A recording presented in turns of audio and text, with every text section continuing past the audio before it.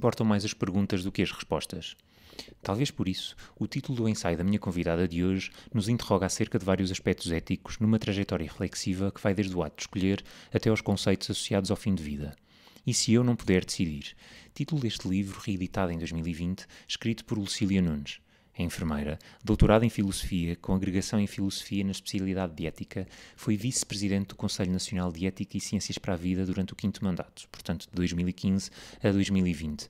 Coordena o Departamento de Enfermagem da Escola Superior de Saúde do Instituto Politécnico de Setúbal, tendo um percurso profissional de relevância ímpar para a enfermagem em Portugal.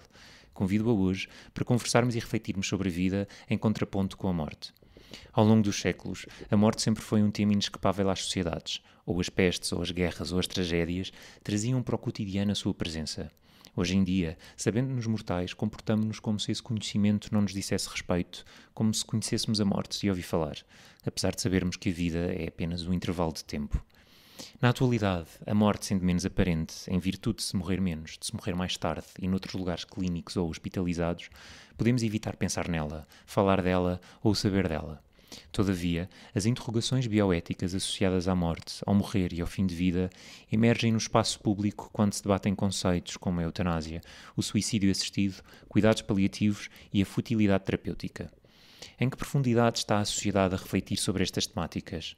Em que medida há esclarecimento e informação suficiente sobre estes conceitos? E como estão os profissionais de saúde preparados hoje para responder aos desafios da atualidade neste âmbito? Não para me responder em definitivo, mas para me ajudar a elaborar estas e outras interrogações, está aqui comigo hoje Lucília Nunes. Professora Lucília, bem-vinda. Muito obrigado por ter aceitado o meu convite para aqui estar. Vamos começar pela filosofia. Filosoficamente, a reflexão sobre a vida existe em contraponto com a morte. Só nos preocupamos com o sentido da vida porque ela termina, no fundo. Nesta perspectiva, pode a morte conferir sentido à vida? Ora, muito bom dia. Bom dia, Ricardo. Muito gosto em estar e em conversar. Paradoxalmente, muito gosto em conversar sobre a morte. Porque poderia ser, assim, um assunto um tanto ou quanto macabro, estranho. Tétrico. Mas não, nem por isso. Até porque, provavelmente, e os gregos nisso tinham uma particular sabedoria, a ideia de que viver é basicamente aprender o processo de morrer. E é a palavra grega, por acaso esta é uma daquelas curiosidades, enfim, nota de rodapé. A palavra grega para humano era a mesma que para mortal e, portanto, a ideia de que a nossa mortalidade está impregnada na nossa essência, na nossa natureza. Nós é que fazemos de conta que ela não existe, que é outra coisa. Nós tendemos a pensar-nos como imortais, ou tendemos a pensar-nos como... nem sei muito bem se é como imortais ou se é como alguma coisa que nem nos cruza ao espírito, porque a ideia de pensar imortal já estaria associada à ideia de não morrer, mas é que os seres humanos, na maior parte das vezes, não pensam, não se debruçam, não refletem sobre as questões da morte. Mas também a morte não valeria a pena ser pensada como individual, como isolada, como casuística, como um fenómeno. Porque, na verdade, a morte, e agora vou citar uma daquelas coisas que é muito habitual, lá paliciana, que é a morte faz parte da vida e, portanto, nós deveríamos era pensar na nossa vida.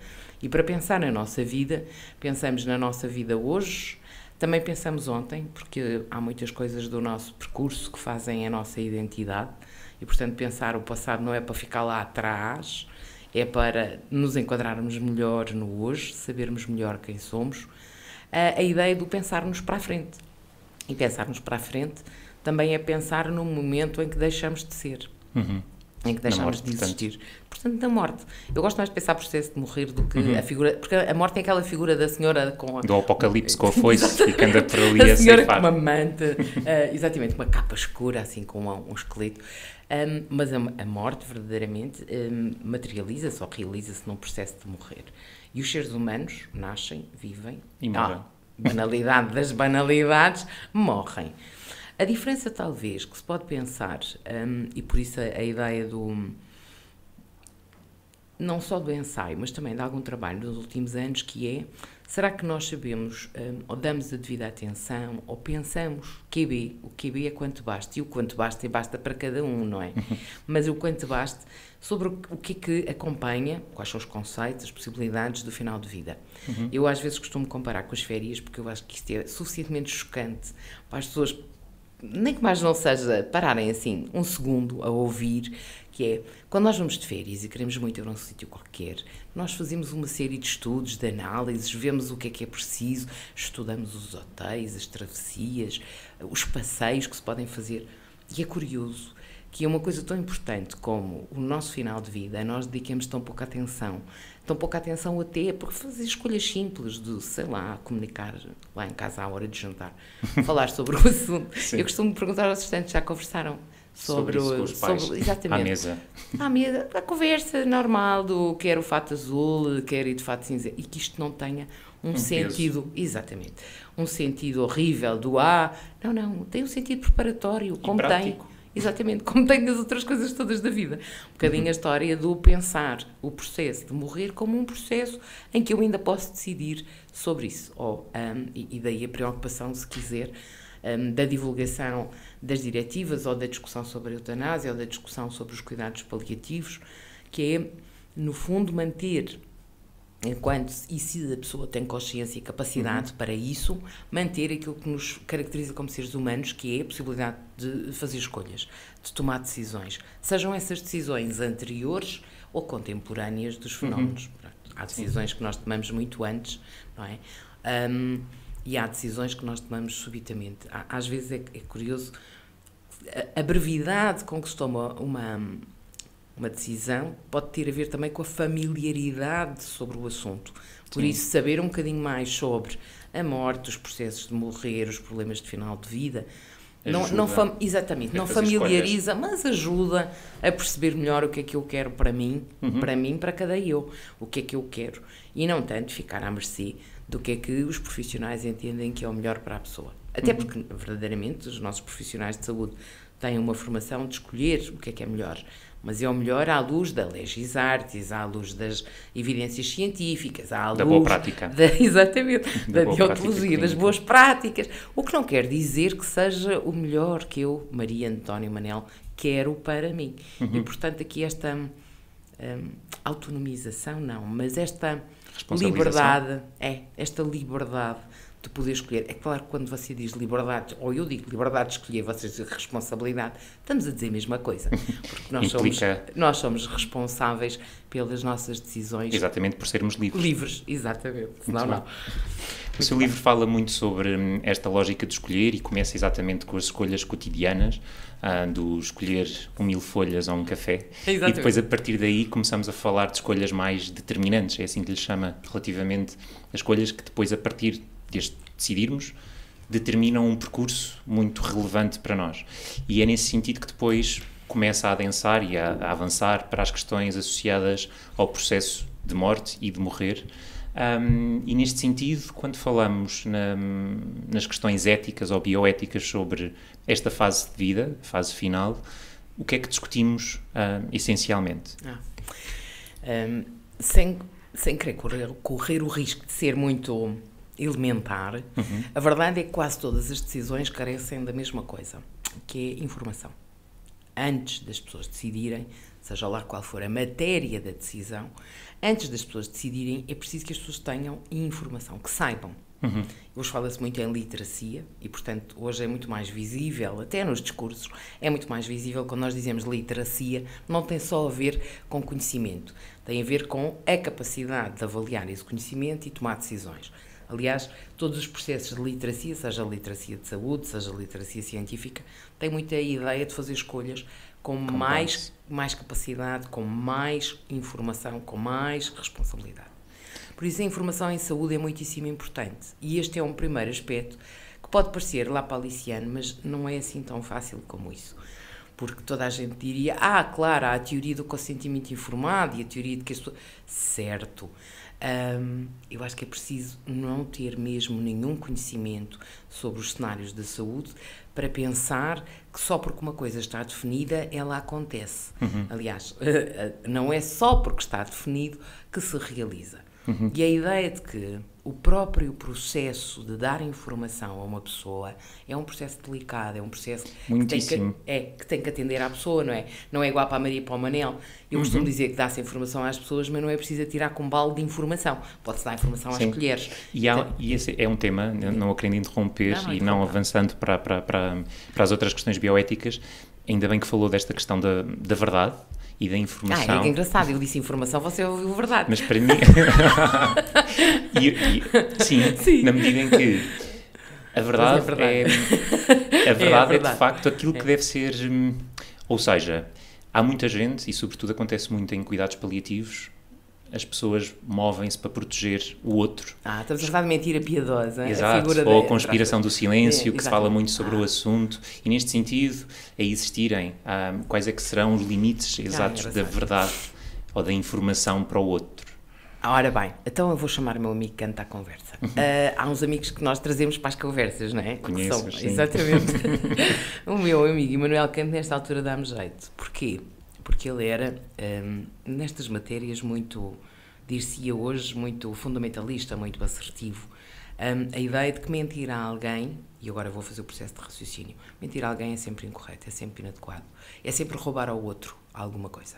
No caso das decisões, por exemplo, sobre a sua saúde ou sobre a sua vida, se eu não digo ao outro a informação veraz de veracidade, de verdadeira, de que disponho, pode não ser definitiva, mas é aquela de que eu disponho, a verdade é que eu não estou a dar ao outro a possibilidade de escolher livre e esclarecidamente.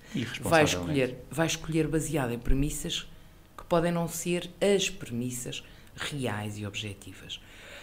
Há quem diga que a mentira piedosa é feita para proteger os doentes.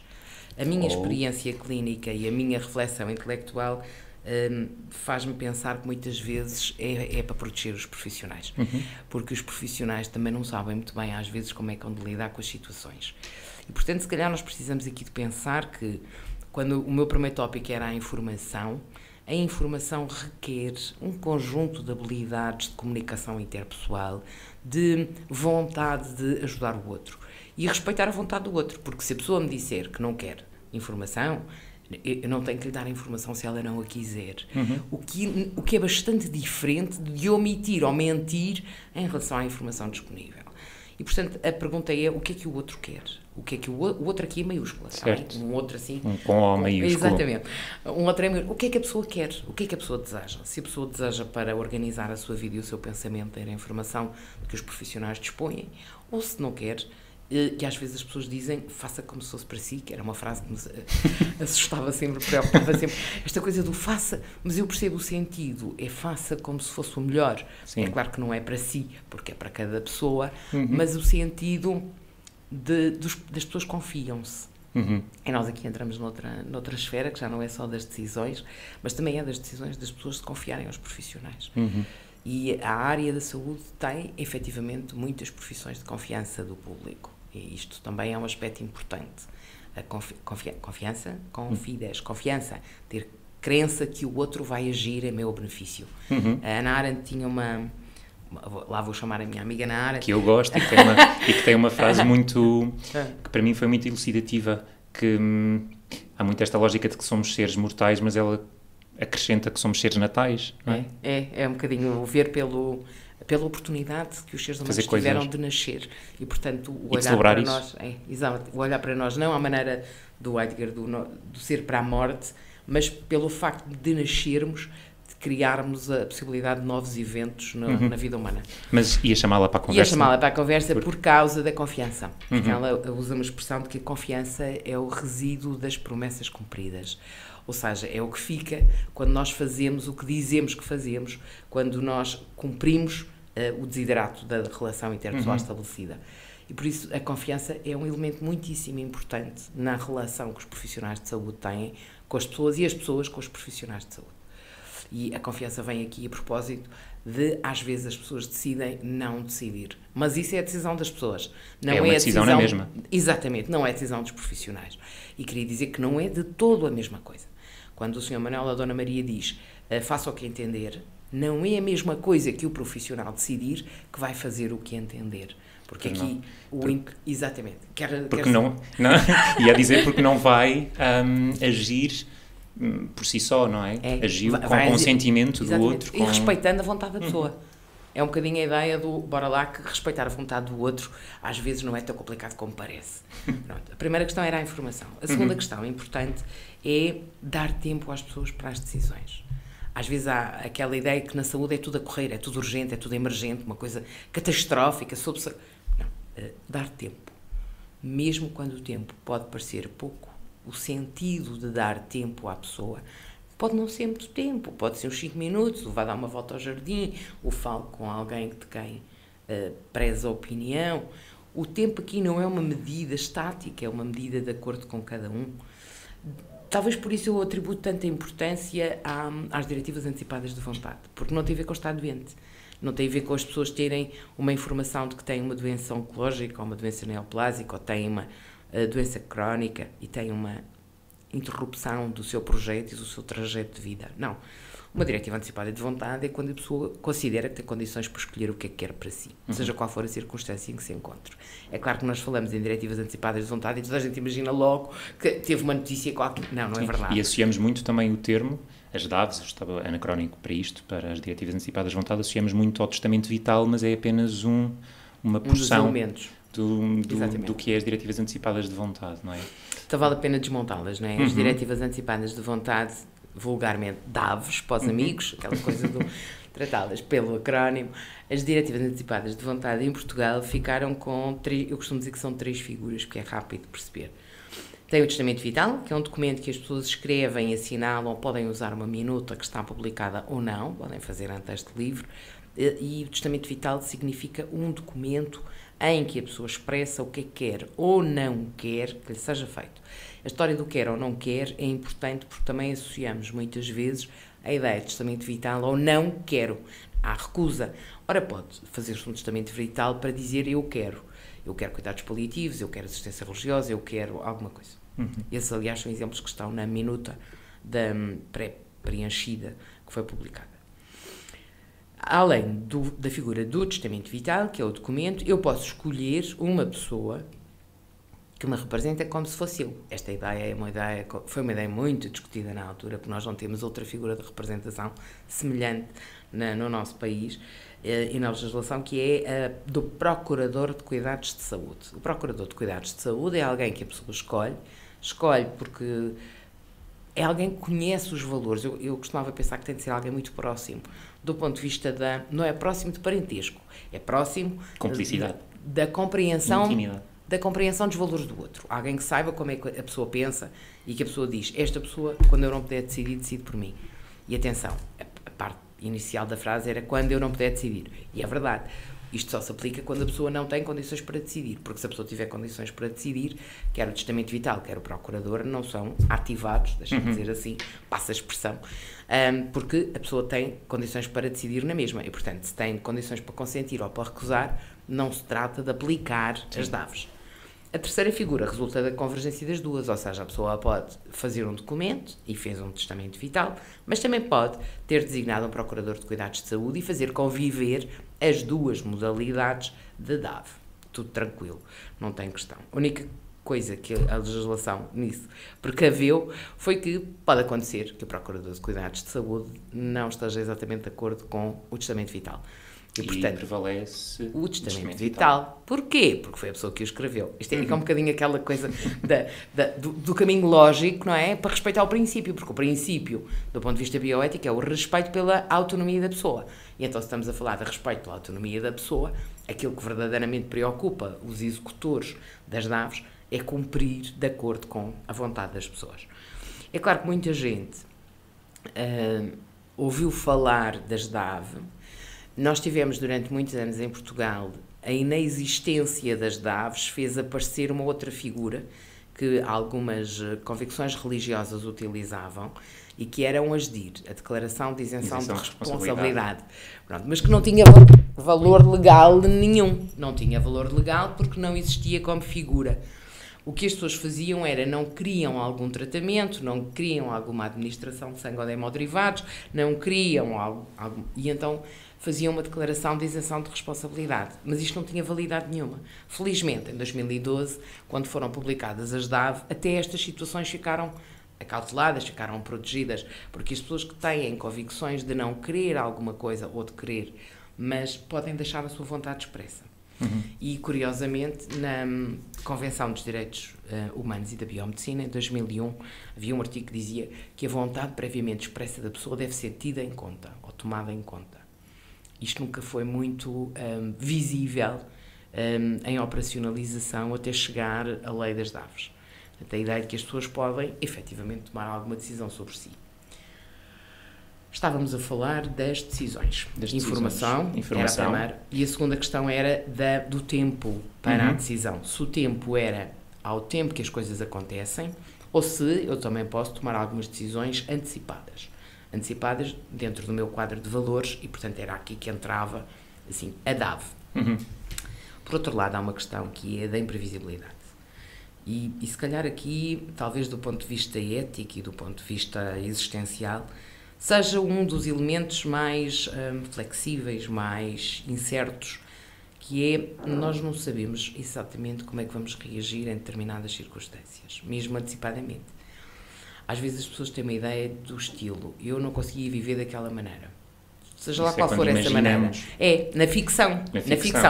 Tenho uma ficção, tenho uma fantasia. Eventual. Exatamente. E isto não é verdade para mim, é um imaginário. E dentro do imaginário, nós às vezes somos muito incapazes de perceber a realidade, porque muitas vezes acontece que as pessoas, quando confrontadas com uma situação que no seu imaginário anterior não seriam capazes de fazer face, as pessoas não só fazem face, como são resilientes, e agora toda a gente sabe o que é resiliência, não é? Fala-se muito sobre isto. Sobre a questão da superação da adversidade, a questão de ser capaz de enfrentar e de superar a dificuldade. E, portanto, nós não temos nunca a noção, e eu penso que aqui é um reconhecimento como o da mortalidade e da finitude. Nós não sabemos exatamente o que é que os seres humanos são capazes, nem o que é que os seres humanos fazem ou agem, ou porque é que algumas pessoas resistem e outras não. Eu lembro-me de trabalhar na cirurgia e ficar muito preocupada quando um doente me dizia: eu vou morrer na cirurgia. Porque eu costumava dizer: os doentes, quando dizem estas coisas, adivinham. É melhor não. É melhor não. Mas há alguma coisa que singulariza cada ser humano e a maneira como cada um reage à doença e à adversidade é diferente. E é singular, é singularíssimo, como a dignidade humana. E, portanto, esta ideia de que nós nunca temos a certeza como é que as pessoas vão reagir, isto eu costumo dizer que é uma área de probabilidade, não é uma área de certezas, não é uma equação matemática. Duas pessoas com o mesmo diagnóstico, com o mesmo tratamento, não reagem da mesma maneira. E então, isto é o quê? Isto é a incerteza associada à singularidade humana. Cada um de nós é absolutamente singular. E nestas alturas em que a singularidade vem ao de cima, a ideia de que é preciso ter cuidado com o que se prevê. É preciso ter humildade para pensar, se calhar isto pode ter outros caminhos que não são só estes que eu estou a ver. E nisso as alianças entre as pessoas e os profissionais de saúde são muito importantes. Ouvir o que é que as pessoas pensam, ouvir o que é que as pessoas sentem de inquietação, como é que olham para o seu próprio percurso. E seja esse percurso na saúde ou na doença, é o seu percurso existencial nas condições em que estão a viver naquela altura. E penso que esta margem, este é o espaço, este espaço de ponto de interrogação, de imprevisibilidade. Havia uma expressão muito engraçada a propósito da dúvida cética, aqueles que tiveram 6 meses de vida, há muitos por aí a andar há 20 anos. 7 anos. Exatamente. É verdade. E é um bocadinho neste contexto não é um rácio, não é um quociente, não é uma coisa da fórmula, mas há uma margem, um intervalo grande de incerteza, de imprevisibilidade sobre a maneira como cada ser humano lida com as situações. E ninguém pode ter por certo alguma coisa de forma que assente a decisão numa espécie de certeza absoluta, pretenciosa até, de alguma maneira. E, portanto, desses falsos mortos que há 7 anos cada um. Gosto dessa ideia que não, os profissionais de saúde fazem o seu melhor, mas a verdade é que cada pessoa, na forma como desiste ou não desiste, se entrega ou não se entrega, resiste, arregaça as mangas, como diz o meu povo. Tem aqui uma parte importante de resposta nas circunstâncias difíceis. Há pessoas que esperam que o filho venha de França ou a filha venha da Alemanha. Há pessoas que esperam que o ano acabe para ver se os netos fazem algum evento, por exemplo. E, portanto, há aqui, na vida das pessoas, nos significados que as pessoas atribuem, uma dimensão que eu gosto de pensar que é existencial, e que faz a diferença na maneira como as pessoas vivem a circunstância. Nisto, ok, eu sou muito Ortega y Gasset, não há nada a fazer. A ideia de que cada um de nós vive numa determinada circunstância e... aliás, a frase completa é diferente daquilo que as pessoas conhecem, não é? Porque aquilo que as pessoas conhecem, no fundo, é... Eu sou eu e a minha circunstância. E eu costumo dizer, a parte mais interessante da frase é a segunda parte que as pessoas não repetem, que habitualmente está nas cartas em que ele escreveu, ele de Cervantes. A ideia do Cartas a Cervantes, do Ortega y Gasset, já agora a fazer a referência direitinho, a ideia do eu sou eu e a minha circunstância, e se não a salvo a ela, não me salvo a mim. Portanto, a ideia de que superar a circunstância significa, o salvar aqui é o superar, o ultrapassar, o ser capaz de transcender. É claro que na linguagem do Ortega transcender não seria, mas isto soa-me muito à autotranscendência, nesta lógica existencial. E, portanto, de dar um grande espaço também às pessoas. Haveria aqui outras pessoas a falar em esperança. Ok, a esperança não é muito bem vista em alguns setores. Sobretudo é confundente porque as pessoas acham que não pode existir ou não há espaço para a esperança quando há um prognóstico tão reservado, ou há uma notícia tão difícil de superar, não é? Mas é um conceito relevantíssimo em cuidados paliativos, em particular, e em pessoas que convivem com doenças graves. E tem aqui um sentido que é da esperança realista. Porque eu acho que o problema, o óbvio da esperança é quando a esperança é tonta. É tonta, é desajustada, faz assim umas ficções fantásticas. A imaginação é mais que a esperança. Pronto. Mas agora, a ideia de que quando uma pessoa é confrontada com uma notícia de final de vida, e estamos a caminhar rapidamente para os conceitos, não é? E pode pensar assim, ok, o que é que eu vou fazer da minha vida? Esta ideia do... deixe-me só reforçar, isto é uma nota de rodapé um bocadinho gorda, mas reforçar a ideia de que os seres humanos não existem sozinhos. E, portanto, e também o título deste podcast faz referência que acho que ainda não tive a oportunidade de explicar. Ainda não me disse o título, pois não. Porque precisamos dos outros para sermos nós. Exatamente. É de facto essencialista, não é? Exatamente. Aliás, poderia seguir-se um subtítulo do estilo do... Existo porque os outros me reconhecem, não é? Exato. A ideia do reconhecimento no olhar do outro. Mas a questão... Olha, afinal, era uma nota de rodapé com sentido. A questão de que os seres humanos não existem sozinhos e nós realizamos-nos ao passar pelos outros. Isto é uma nota perfeitamente existencialista, mas me parece muito atual, até depois da vivência que nós tivemos nos últimos anos. E ainda não tínhamos falado... ao fim de 20 minutos, 27 minutos, ainda não tínhamos falado da Covid, isto era assim uma coisa... Não, mas eu não queria falar da epidemia, eu queria falar da experiência humana, existencial, de que foi atravessar o contexto pandémico. O isolamento? Tudo, o isolamento, as mortes não acompanhadas, o sentir-se inseguro, o não haver conhecimento sobre, a incerteza sobre o futuro imediato, a morte, portanto, a morte sozinha, os rituais suspensos, tudo.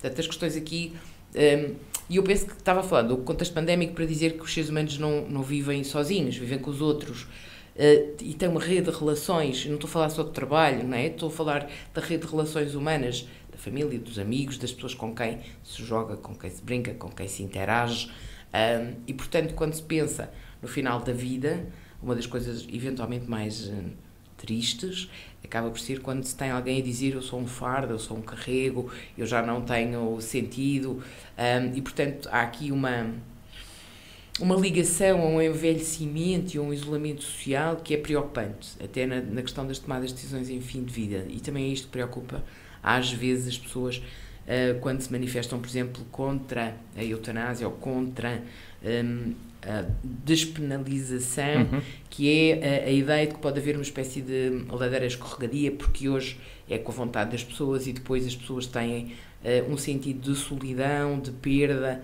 de não se sentirem... A subjetividade do sofrimento, será? E do isolamento também, porque aqui, verdadeiramente, nós vivemos mais tempo, os idosos vivem mais tempo, mas também vivem mais tempo em piores condições e em condições mais sozinhas.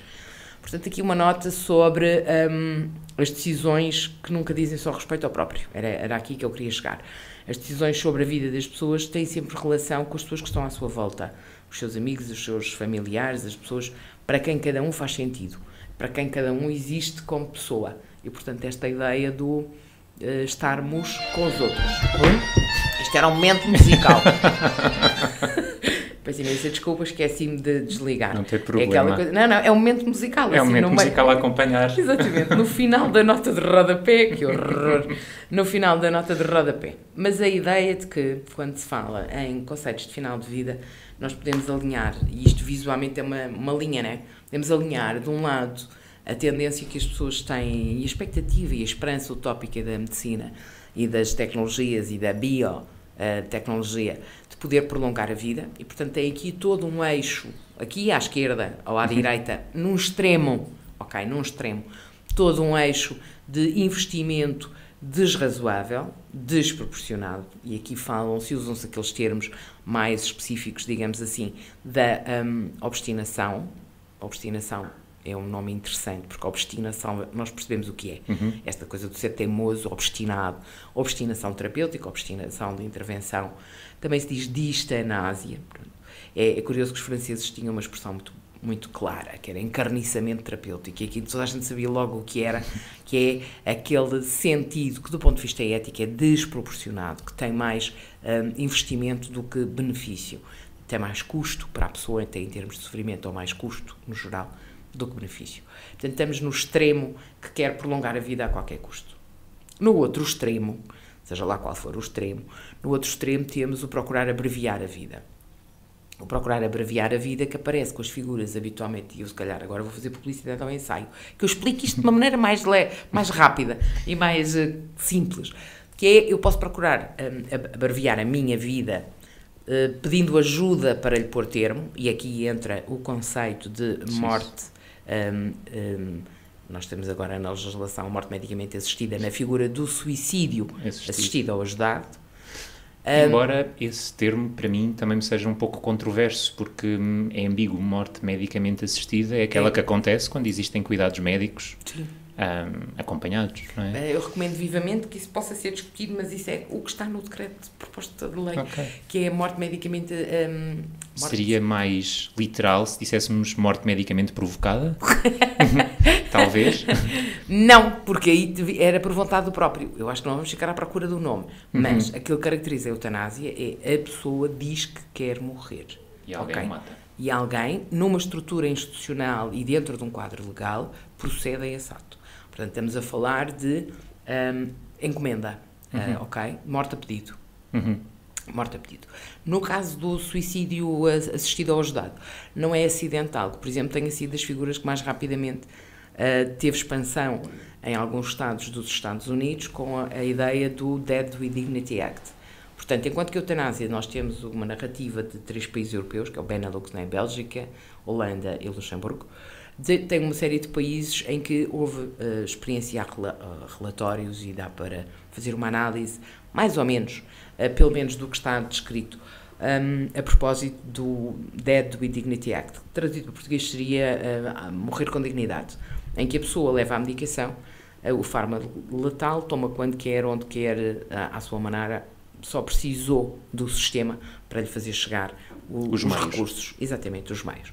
Curiosamente, dos relatos destas experiências e isto é mais 25 anos, para aí no estado de Washington, 32% não costuma tomar a medicação, mas sente que tem controle. E, portanto, a ideia de que as pessoas podem ter aqui outros fatores a entrar em equação neste seu desejo de abreviar a morte, ou pelo menos de ter um sentido de controlar.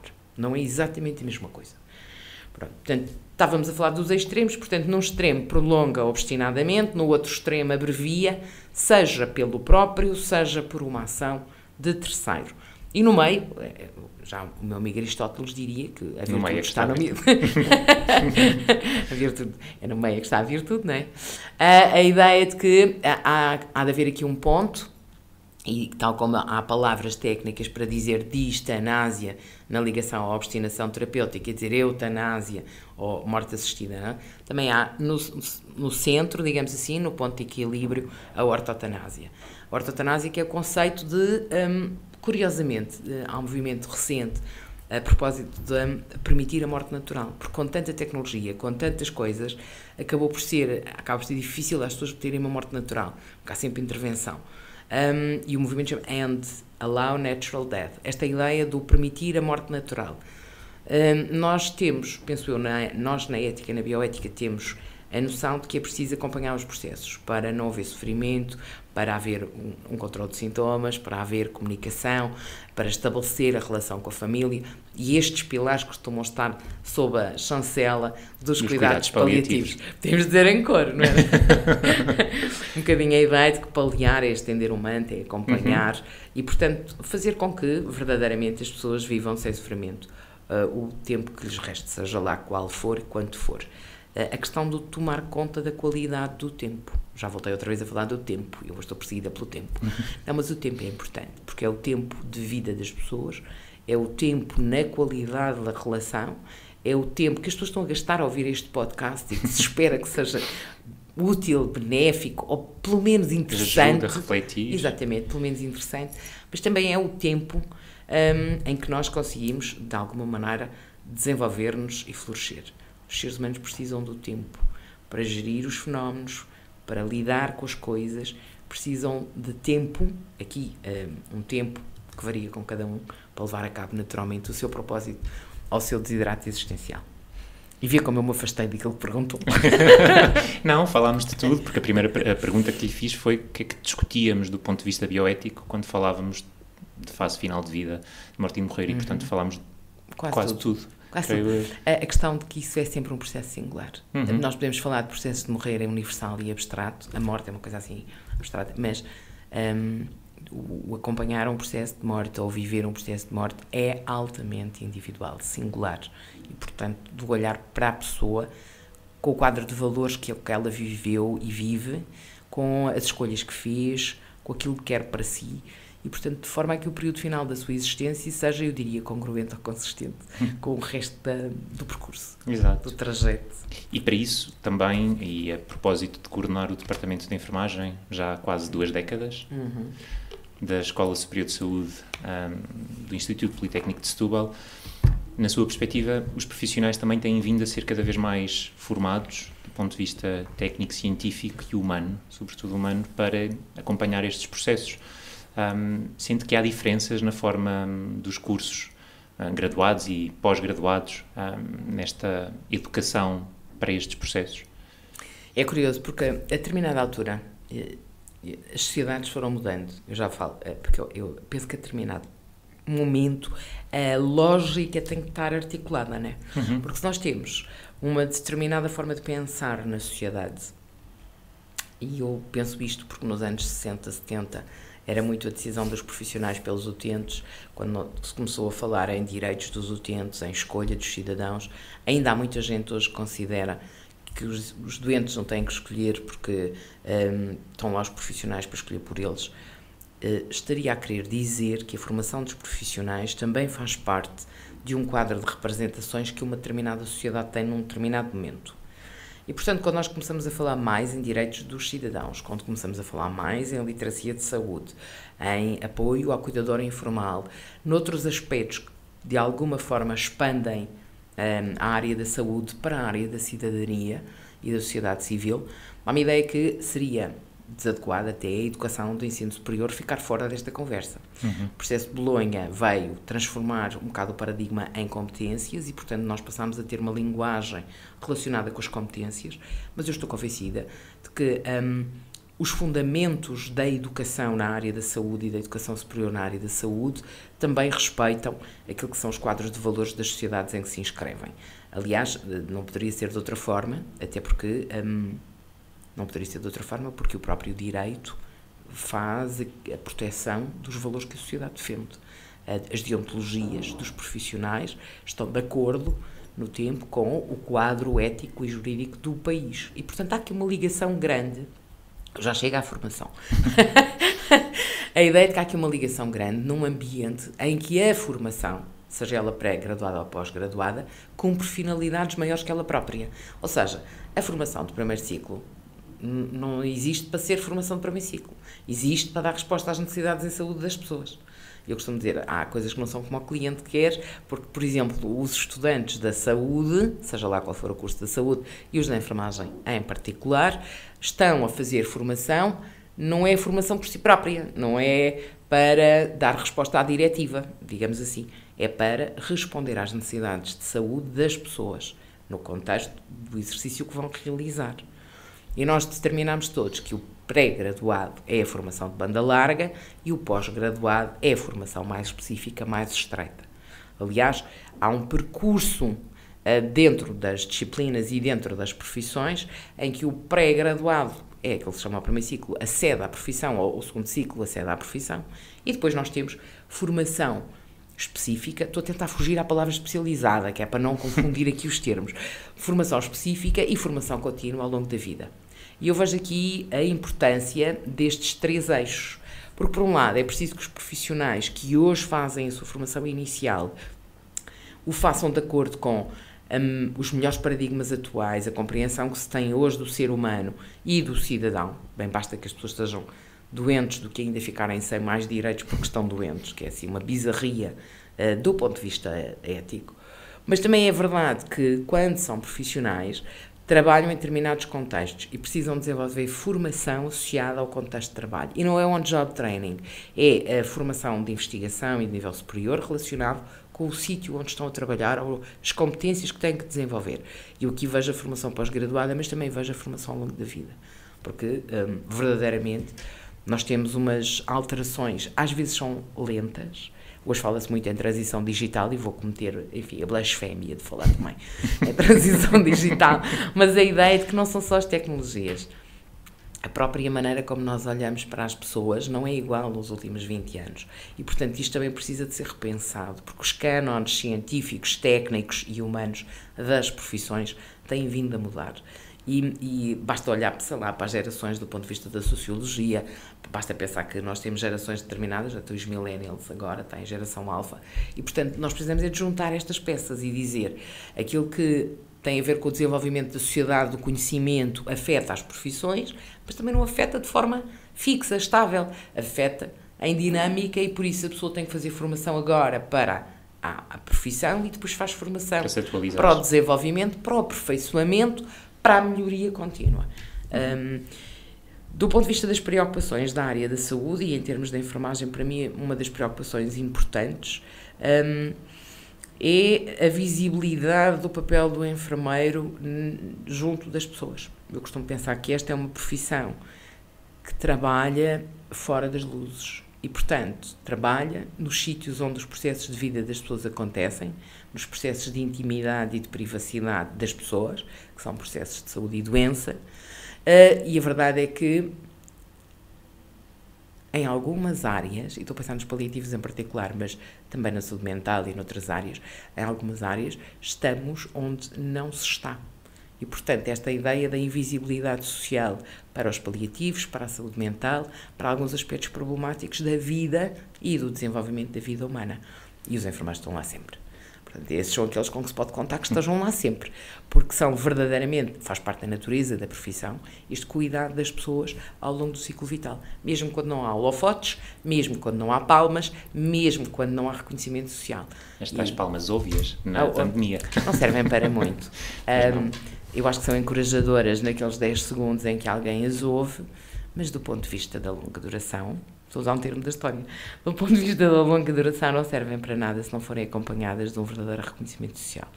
Agora, estamos a falar de profissionais de saúde e uma coisa que a pandemia nos fez ver é da importância do conhecimento, da importância de profissionais treinados e da importância de valorizarmos, e agora não tem a ver com a saúde, de valorizarmos a nossa vida, as nossas atividades, o tempo que gastamos nas coisas. E se calhar era esta a minha mensagem final. Prestem atenção aos segundos que gastam, porque a vida das pessoas é composta por um conjunto, uma pleiade, uma constelação de escolhas. E dentre essas escolhas está o como é que gastam a vossa vida e o vosso tempo, em que é que desperdiçam ou consomem tempo, a que é que atribuem valor, e portanto sermos mais criteriosos nas escolhas que fazemos. Como gastamos o tempo. Exatamente, e a vida.